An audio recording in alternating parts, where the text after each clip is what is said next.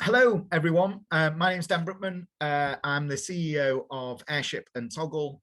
Today, I'm joined by Katy Moses, who's the MD of KAM Media, as part of our Come Back Strong campaign. And this is just a 10-minute chat, really straightforward, to help operators come back strong, best way they possibly can. Katy is, as I said, the MD of KAM. KAM Media have been absolutely amazing over the last 12 months, really providing a ton of insight to keep us all ahead of the game, really, I think. We've worked with them really closely on lots of different studies. And I think that keeping up with the consumer has been really, really important for brands and for operators to just to stay ahead. And Casey's going to talk in a minute about 3 different points around how operators, what they need to know and how they need to use information to come back the best way. Katie's also a trustee at the BII and really ingrained in our hospitality sector. So thanks for joining me, Katy. I really appreciate your time. Thank you so much for having me. I'm thrilled to be included in your Fireside Chats. So let's jump straight in. 10 minutes, really straightforward. What do you think the key changes are that we've seen in consumers, which operators need to be aware of today? Oh my God, I mean, the customer has fundamentally changed. You know, we're not talking about tweaks in behavior. We're not talking about new trends or fads. We're talking about a fundamental change in customer sentiment, behavior, attitude. I think that there's sort of 4 or 5 main areas that I would cover off. I mean, the first one is obviously the customer's more cautious. We all are in our day-to-day life. So of course, as customers going into public areas, we're going to be. The customer is more about value. The average household has lost around £517 per month in income. Wow. So if I'm going to spend more money out in hospitality, or if I'm going to spend some money out in hospitality, I need to be sure I'm getting value for that. I think also we're going to see a bigger focus on experience. Okay. You know, when I'm going out, I mean, I could do this at home, I could get a takeaway. So if I'm going to go out and do this, I really need to have that absolutely tip-top experience. We also know that customers have become more open to the idea of hospitality brand extensions. So what we're calling the hospitality at home. So we need to also make sure that we're still looking after those people when we reopen our doors. Yeah, okay. And that's really pertinent. I'm in Sheffield. I'm on the edge of the peaks. We don't even get Deliveroo where I live or Uber Eats, but actually, you know, arrived on my doorstep this morning was a Hickory's at home box, ready for meeting my mum this evening and my brother and actually having some dinner together, which is from Chester. And in the same way as we might order something out of London, we've had meat liquor kits arrive, we've had Rose's Thai kits arrived, we've had all sorts of stuff delivered here, and yeah, definitely want to be doing that. So how can operators be sure that trends are relevant for their customers, and you know, what should they be thinking about?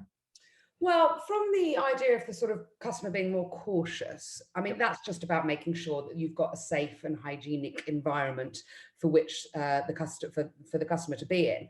But it's also about making sure that that environment isn't too sterile, and that the idea of being safe and the idea of being hygienic doesn't take away from that overall experience. Because as we said, experience is going to become much more important. Yep.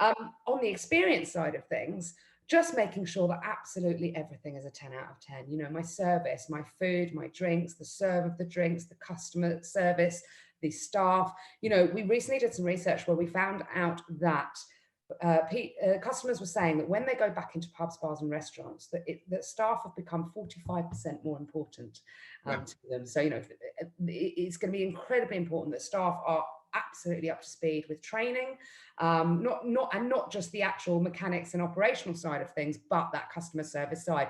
Are the staff able to reassure somebody who's got questions about the COVID safety of a venue? Are staff able to give that extra experience? I think that's really important. If you have a brand extension, please, please, please don't stop doing it. You know, as soon as we all go back into venues, it doesn't mean I'm going to shut my laptop and go, that's it, I'm never going to be at home. Although I might do that for the first couple of months, as we discussed. Yeah. But, you know, it's really important, if you don't have a brand extension, maybe look to see how you can put something in place, because, you know, the majority of hospitality brands are able to do something. And like you just said, it might not be because I don't want to go out. It might just be because I can't get hold of that brand in any particular, you know, in any particular area. So I think that's really important, you know, and operators can be looking right now as to what they can do. You know, great example is the guys at Yummy Pubs, you know, with their letterbox cocktails. I always talk about them, but they are fantastic, you know. And if a small pub company like that can do it, then any brand can. I also think you need to really look at value. You know, how as a customer do I see the experience you're providing me? How do I attach a value to that? And it's not about price. And I say this all the time: value and price is two totally separate things. It's what am I getting for my money, not how much money am I spending on something. So I think all of those areas right now, operators can be focusing on, you know, whether it's staff training, whether it's just sense checking what the venue looks like from a safety point of view, you know, whether it's creating a hospitality at home brand, whether it's literally, you know, walk through your venue, you know, see what that experience is like for a customer, you know, get close to your customers, you know, make sure that you're speaking to them, whether it's in venue, whether you're using the agencies ourselves or any other agencies that are available, you know, to really speak to customers and find out, what do they think of your brand? What do they think of your service? What do they think of what you're offering? What else could you be offering? What would they like to see maybe not so much of? You know, that's imperative right now, and you've got time to do that before you open your doors. Yeah. Okay. And I think that obviously from our perspective as well, communicating in advance, we saw a lot of it in the other lockdowns, actually, letting people know in advance what to expect. So nothing's a surprise when they do visit. So making sure that those emails are going out and laying out how you are making sure your staff are safe, how you're making sure that the customer is safe. Is really important. The £517 less income's real surprise to me. It's a lot of money, that. And I think that thinking about that, we're going to see an influx of lots of new customers potentially over the summer, and people staycations, not many people going abroad.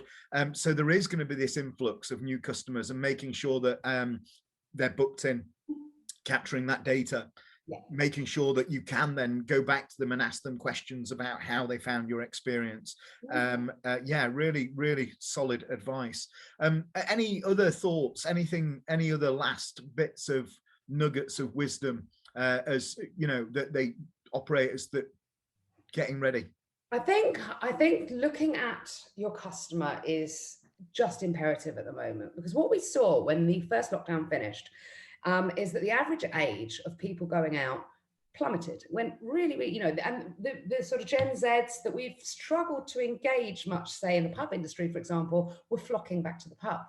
So obviously that was because of the safety issues primarily, and obviously now we've got to the point where the older people generally have been vaccinated, so perhaps they will feel more, you know, more confident in coming out. But I really think that just understanding that the customer that walked through your door back in March last year, July last year, August last year, it has changed.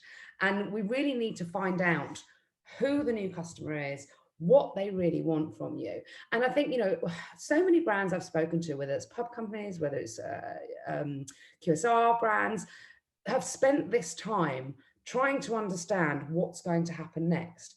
And the one bit of advice I can say with that is just make sure whatever you put in place is flexible, because that customer will change again and will change again and will change again.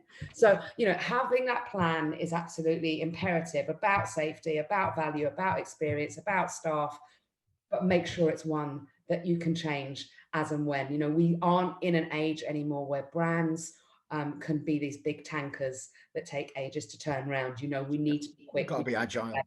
Exactly. So I think that's the sort of last bit of advice that I would ever give to anyone. Have a plan, but make sure it's flexible. Amazing. Great. Thanks, Katy. That's incredible. Bang on 10 minutes. And if people want to get hold of you, how do they get hold of you? They can go to kam-media.co.uk, or they can email me, katy@kam-media.co.uk. Brilliant stuff. Right. Thanks very much. That's been absolutely great. And I look forward to catching up in May, face to face. Yes. Thanks, Dan.